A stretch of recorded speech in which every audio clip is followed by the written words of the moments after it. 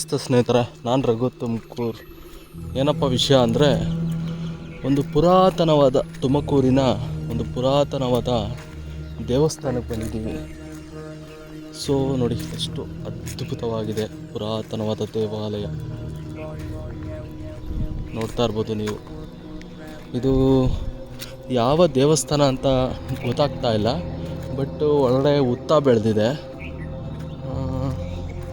ಮತ್ತು ಒಂದು ವಾಸ್ತುಶಿಲ್ಪ ನೋಡಿದ್ರೆ ಹಳೇದು ಅನಿಸುತ್ತೆ. ನೋಡಿ ಎಷ್ಟು ಚೆನ್ನಾಗಿದೆ. ಈ ಹಳೆ ಕಾಲದಲ್ಲೆಲ್ಲ ದೇವಸ್ಥಾನಗಳು ಇದೇ ರೀತಿ ಇದ್ದಿದ್ದು. ಆಡಂಬರತೆ ಇರ್ತಿರ್ಲಿಲ್ಲ, ಒಂದು ಭಕ್ತಿ ಇರ್ತಿತ್ತು. ವಾಸ್ತುಶಿಲ್ಪ ನೋಡಿದ್ರೆ ನಿಮಗೆ ಗೊತ್ತಾಗ್ಬೋದು. ನೋಡಿ ಹೆಂಗಿದೆ ಮೇಲುಗಡೆ ಎಲ್ಲ ಒಂದು. ಮತ್ತು ಇತ್ತೀಚಿನ ದಿನಗಳಲ್ಲಿ ತಳಿರು ತೋರಣಗಳಿಂದ ಈ ದೇವಸ್ಥಾನನ ಸಿಂಗಾರ ಮಾಡಿದ್ದಾರೆ. ಮತ್ತು ಏನಪ್ಪ ಇಲ್ಲಿ ಖುಷಿ ಆಗುತ್ತೆ ಅಂದರೆ, ಈ ಬೇಸಿಗೆಗಾಲದಲ್ಲೂ ನೀವು ಆ ಕಡೆ ಎಲ್ಲ ನೋಡ್ಬೋದು, ಹಚ್ಚ ಹಸುರಿನ ಒಂದು ತಂಪಾದ ಒಂದು ನೇಚರ್ ತುಂಬ ಕಾಣಿಸ್ತಾ ಇದೆ, ಪ್ರಕೃತಿ. ಮತ್ತು ಇತ್ತೀಚಿನ ದಿನಗಳಲ್ಲಿ ಏನೋ ಒಂದು ಕಾರ್ಯ ನಡೆದಿದೆ ಅನಿಸುತ್ತೆ ಇಲ್ಲಿ. ಸೊ ಅದರಿಂದ ನೋಡಿ ಎಷ್ಟು ಚೆನ್ನಾಗಿದೆ. ಮತ್ತು ನೀವು ಹಿಂದೆ ನೋಡ್ಬೋದು, ಇಲ್ಲಿ ದೊಡ್ಡದಾದ ಹುತ್ತ, ಮತ್ತು ಅಲ್ಲೊಂದು ಹುತ್ತ ಇದೆ ನೋಡಿ.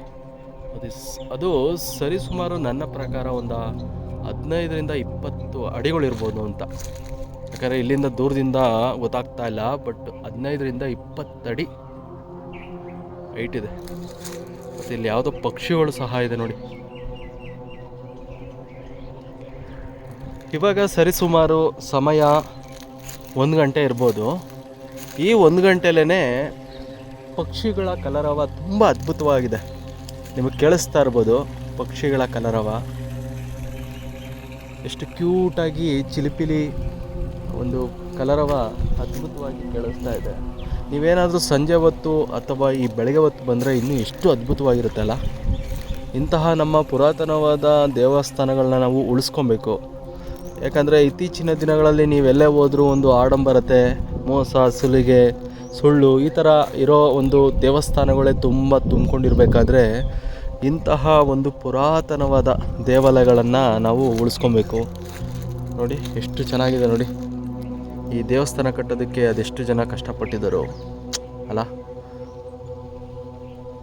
ಆ ಮೇಲ್ಗಡೆ ಎಲ್ಲ ನೋಡಿ ಎಷ್ಟು ಚೆನ್ನಾಗಿ ಕಾಣಿಸುತ್ತೆ ಅದು.